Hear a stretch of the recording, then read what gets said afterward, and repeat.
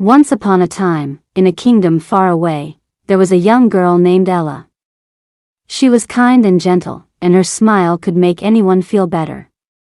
But even though Ella was nice, her life wasn't easy. After her mom died, Ella's dad got married again and brought home a new wife and stepsisters. But they weren't as nice as Ella.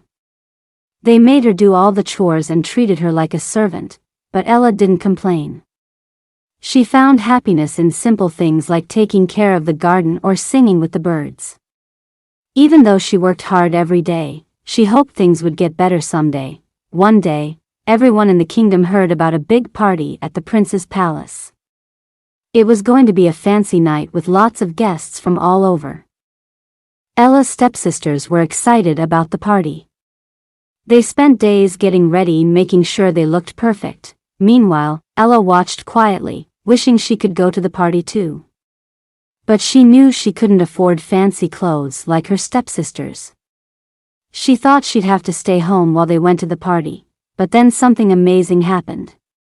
While Ella was in the garden, a fairy appeared. The fairy said she'd grant Ella a wish, and Ella asked to go to the party. The fairy used her magic to turn Ella's old dress into a beautiful gown and her worn-out shoes into glass slippers.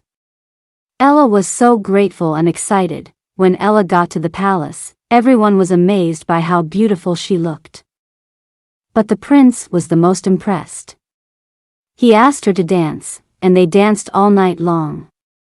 It felt like a dream, but at midnight, Ella remembered the fairy's warning and knew she had to leave before her magic clothes disappeared. She ran away, leaving behind one of her glass slippers. The prince wanted to find the girl he danced with, so he searched the kingdom with the glass slipper. He finally found Ella, and the slipper fit her perfectly. The prince was overjoyed, and he took Ella to the palace to marry her. They had a big wedding, and everyone in the kingdom celebrated. Ella was finally happy, living in the palace with the prince, and they lived happily ever after.